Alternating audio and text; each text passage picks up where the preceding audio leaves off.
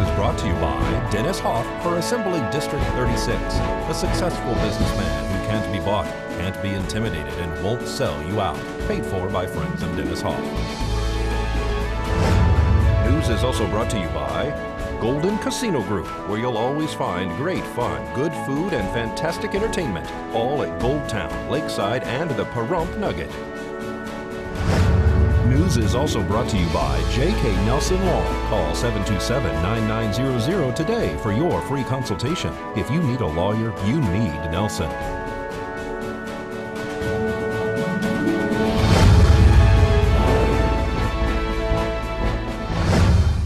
Tonight on News 46, the votes are counted for the sale of the transmission line. A manure fire spreads to 2 structures, and a huge animal adoption day is happening this Sunday. News 46 starts now. You're watching KPVM News 46 with Deanna O'Donnell.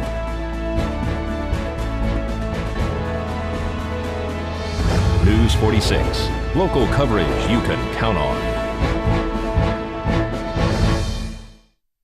Good evening. It's Friday, October 14th, 2016. I'm Deanna O'Donnell for News 46. The Valley Electric Association members and board this afternoon at a meeting have decided to extend the voting deadline for the sale of the transmission line. They needed 66% of the vote, which is approximately 11,500 members, to vote yes. They received 94% yes votes and 6% no. They did get the 11,500 plus votes, but not all yes. They cited at today's meeting ballots being returned in the mail, lost ballots, and computer issues as the main reason why they decided to extend the deadline to November 11th at 1 p.m.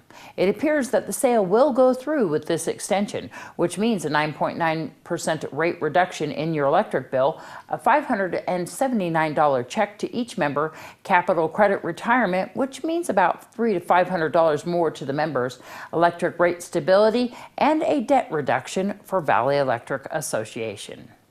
94.5% of those voting are voting in the affirmative or yes. While this is a great achievement, we have more work to do. The board has heard from thousands of members during the past 45 days. These interactions have come face-to-face, phone calls, letters, emails, and through social media. Many members have expressed concern with being unable to cast their vote due to loss of ballots, unfamiliarity with computerized voting, inconvenience, and the lack of time to consider the complexities of the issue. We're quite there. We were so close. What's necessary is 66.6% of the membership to approve it. Where we are right now is at approximately 62%, so it's just a few hundred votes. And it was overwhelming, the people who had voted.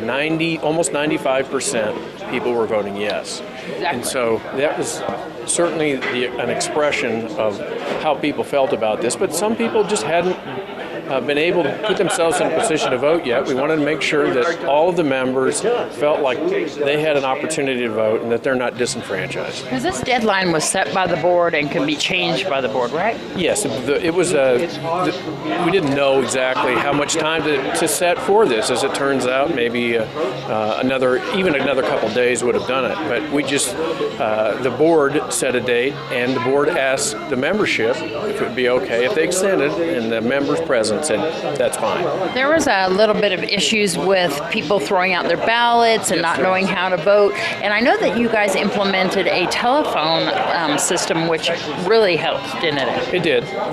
We had a lot of votes, hundreds of votes actually, that were sent to the mail house that were returned to us because even though the voters thought they had expressed themselves with it, there was something wrong, a technical issue with it. So those votes there were some of those votes that we couldn't count.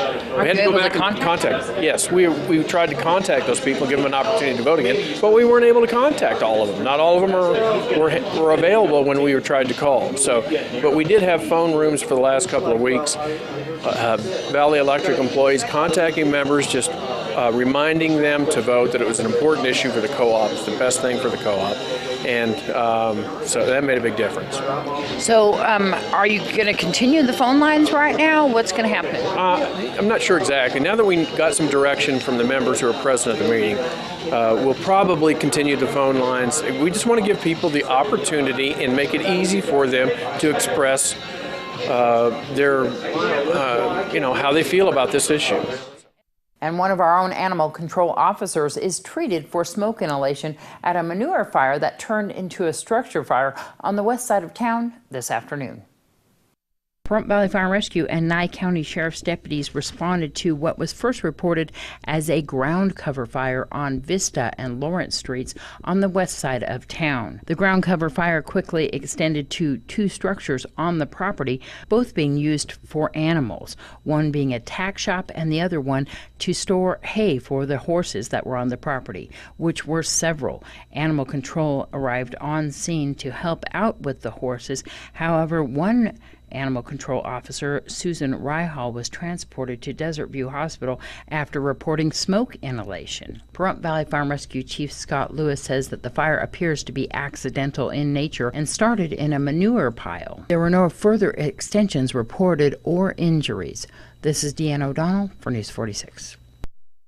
After a 3-hour delay due to a wildfire burning near Lake Tahoe, the State Assembly reconvened to discuss amendments to a bill that would approve a room tax increase to build an NFL stadium in Las Vegas. Shortly before noon today, the Assembly voted 28-13 to pass the bill and the associated amendments. The Senate passed the changes to the bill, sending it to the Governor Sandoval for a final signature. The legislative vote is only one part of the deal. The NFL will need to sign off on the detail before relocating the Raiders football team to Las Vegas.